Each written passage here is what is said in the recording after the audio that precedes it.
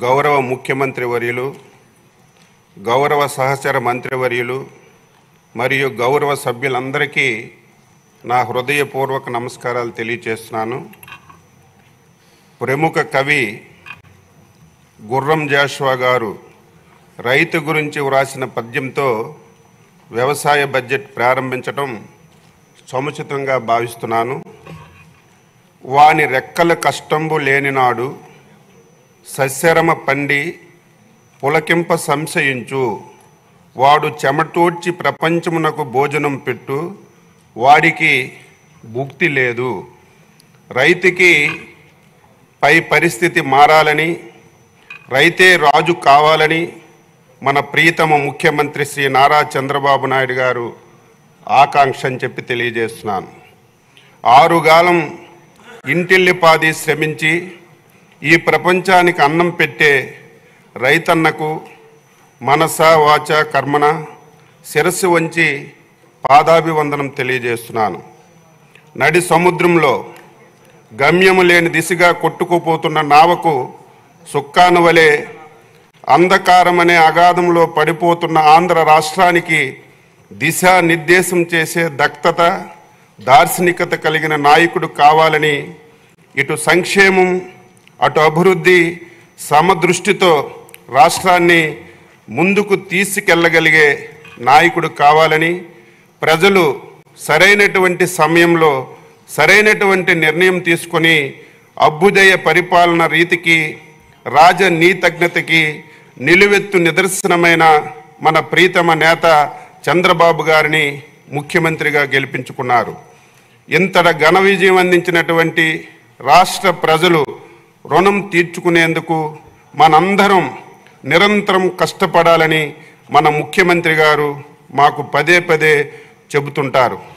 అధ్యక్ష, వ్యవసాయ శాఖ గ్రామీణ ప్రాంతాలు వెలుగు నీలుతూ రైతు కుటుంబాల్లో సంతోషం నింపాలంటే వ్యవసాయానికి నిర్దిష్ట ప్రణాళిక అవసరమని దివంగత వ్యవసాయ శాస్త్రవేత్త భారతరత్న డాక్టర్ ఎంఎస్ స్వామినాథన్ గారు సూచించారు. ఆ మహనీయుని మాటల్లో ప్రతి అక్షరము సత్యమని గ్రహించి ఈ ప్రభుత్వం అందుకే రాష్ట్ర ప్రధాన ఆదాయ వనరైనటువంటి వ్యవసాయ రంగాన్ని మరింత పరిపుష్టి చేసి రైతులను స్థితిమంతులుగా చూడాలని స్వర్ణాంధ్ర ఎట్ 2047 లక్ష్యంతో ఈ రంగానికి అగ్రతాంబూలం వేస్తున్నాం. దేశానికి అన్నపూర్ణ పేరుగాంచినటువంటి మన ఆంధ్రప్రదేశ్ రాష్ట్ర ఆర్థిక వ్యవస్థకు వ్యవసాయ రంగం వెన్నుముక వంటిది. ఆంధ్రప్రదేశ్ రాష్ట్రంలో 62% జనాభా వ్యవసాయం అనుబంధ రంగాలపై ఆధారపడి జీవిస్తున్నారు. గడిచినటువంటి 5 ఏళ్ల కాలంలో పంటల సాగుకి ప్రాణాధారమైనటువంటి భూసార పరీక్షలను చేయడంలో విమర్శించారు. పంటల దిగుబడికి కీలకమైనటువంటి సూక్ష్మ పోషకాలను, అలాగే చిన్నకారు రైతులకు అత్యంత అవసరమైనటువంటి వ్యక్తిగత పనిముట్లను రాయితీపై అందించలేదు. రబీ కాలంలో పంటలు నష్టపోయినటువంటి రైతులకు పంటల బీమా సాయంతో అండగా నిలవాలన్నటువంటి బాధ్యతను గత ప్రభుత్వం గాలి కొదిలేసింది.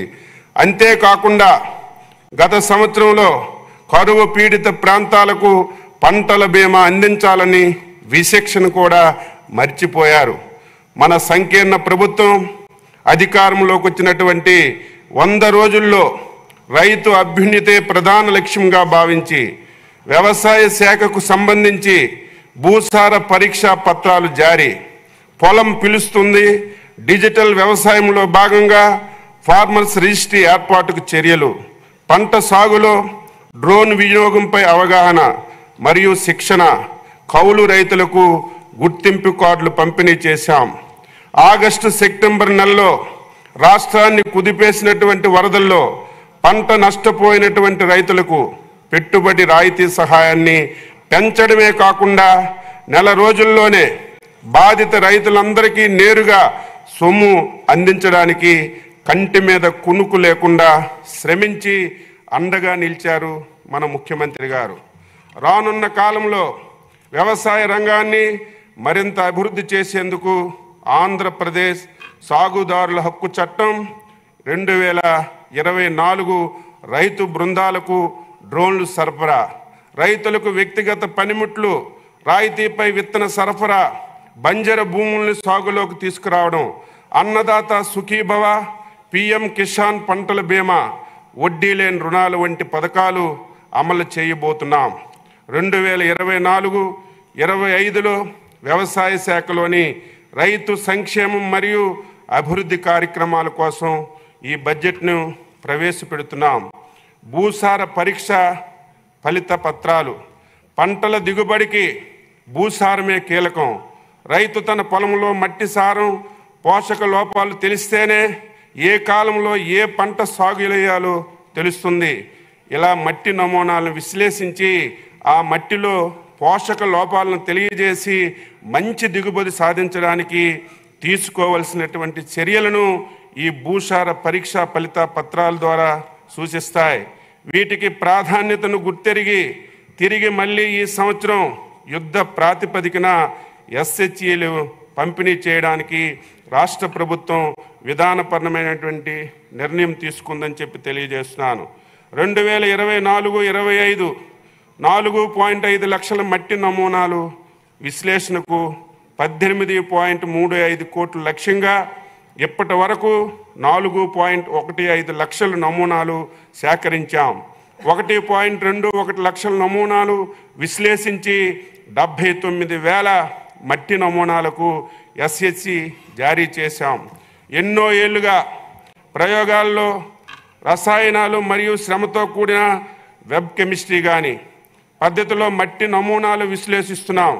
ఈ అవరోధాలను పరిష్కరించడానికి రిమోట్ సెన్సింగ్ టెక్నాలజీతో కూడినటువంటి